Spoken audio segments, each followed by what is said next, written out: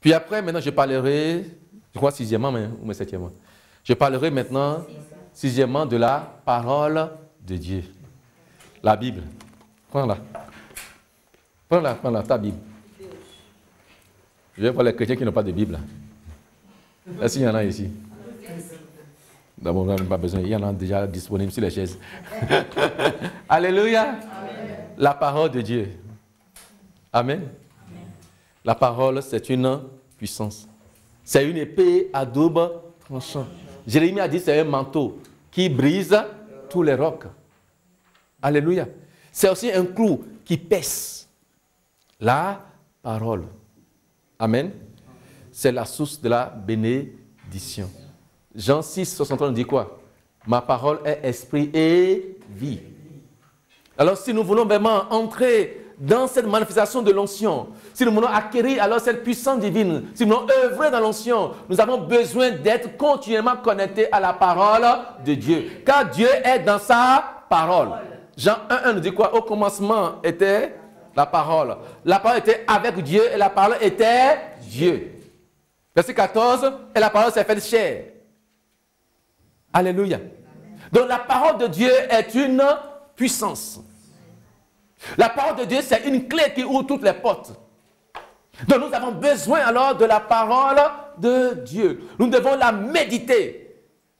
Amen. Le succès de Josué est dû à quoi? Son succès est dû à la parole de Josué 1, verset 8. Que ce livre de la loi ne s'éloigne point de ta bouche. Médite-le jour et nuit. C'est alors que tu auras du succès, que tu réussiras dans toutes tes voies et dans toutes tes entreprises.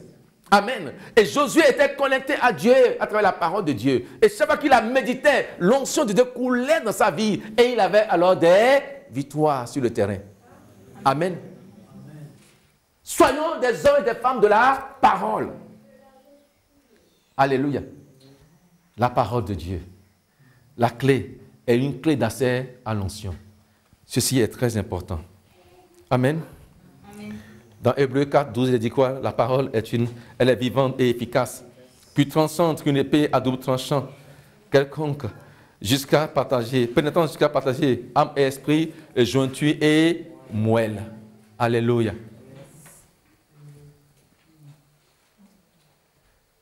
Cela est très important. Nous devons méditer la parole. Nous devons la lire continuellement. C'est une puissance qui nous amènera à la victoire. Dans Isaïe 34, 16, il est écrit « Consultez le livre de l'Éternel et lisez. Aucun d'eux ne fera défaut, ni l'un ni l'autre ne manqueront, car sa bouche l'a ordonné, et c'est son esprit qui les rassembla. » Amen. Aucune de ces paroles-là ne fera défaut. C'est-à-dire, ce que Dieu a dit, cela va s'accomplir.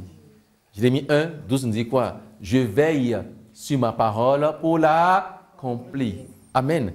C'est très important pour nous en tant qu'enfants de Dieu que nous puissions mettre alors vraiment un temps à part pour la parole de Dieu, pour la méditation sincère de ces paroles. Amen. Et l'Esprit de Dieu continuera toujours à descendre dans notre vie. Et je finirai septièmement par quoi? La prière. Amen. La prière, c'est une puissance. La prière, c'est la solution. Oh, la prière, c'est un dialogue d'un chrétien avec son Dieu. Amen. La prière, c'est une puissance. La prière. Et Dieu a dit quoi? Selon Thessaloniciens, combien? Priez sans cesse. Qui connaît le verset? 1 Thessaloniciens combien? 5 verset? C'est 16. Alors vérifiez dans votre Bible alors. Je ne vais pas vous le dire. Alléluia. Priez sans cesse. Dieu voudrait que nous prions sans cesse. Parce que la prière est une puissance. Alléluia. La prière, c'est quoi? C'est un dialogue avec Dieu. Je parle avec Dieu et Dieu parle avec moi. C'est 5,17. Alléluia. Par la prière, j'entre alors en communion avec Dieu. Par la prière, j'ouvre maintenant les portes alors du ciel et je vais entrer alors dans la présence de mon Dieu.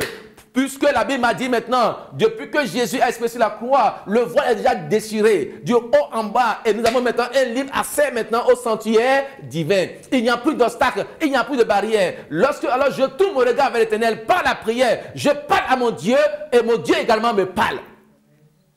Je demande et il me l'accorde. Alléluia. Bien-aimés dans le Seigneur, voilà ce soir des clés alors que j'ai remis entre vos mains pour que vous puissiez ouvrir maintenant les portes de l'onction sur votre vie. Alléluia. Amen. Premièrement, consacrez votre vie à l'Éternel. Deuxièmement, il faut dire que alors vous puissiez vous repentir et sortir du péché de l'iniquité qui est un obstacle à l'onction. Alléluia. On a vu que alors Dieu ne versera jamais alors son huile, le vin nouveau dans des outres vieilles. Mais il mettra le vin nouveau dans des outres neuves. Ceci est très très important. Troisièmement, nous devons avoir soif de Dieu et soif de l'onction de notre vie. Nous devons avoir un désir ardent. Amen. Quatrièmement, nous devons avoir la conviction de notre état actuel et refuser de demeurer dans cet état-là et avoir le désir maintenant alors d'être scellé. Cinquièmement, nous devons être alors des hommes et des femmes de jeûne. Sixièmement, nous devons être alors des hommes de la parole. Et septièmement, nous devons pouvoir prier et prier sans cesse. Alors, la source va libérer maintenant les grâces divines dans notre vie et nous allons pouvoir nous mouvoir dans l'onction. Que le Seigneur vous bénisse. Amen. Alléluia. Alors, est-ce qu'il y a des gens ce soir qui veulent entrer dans cette dimension de l'onction de Dieu? Amen. Nous allons prier ce soir pour libérer l'onction de Dieu, le fruit divin dans votre vie. Oh, alléluia. Ô Saint-Esprit, descends.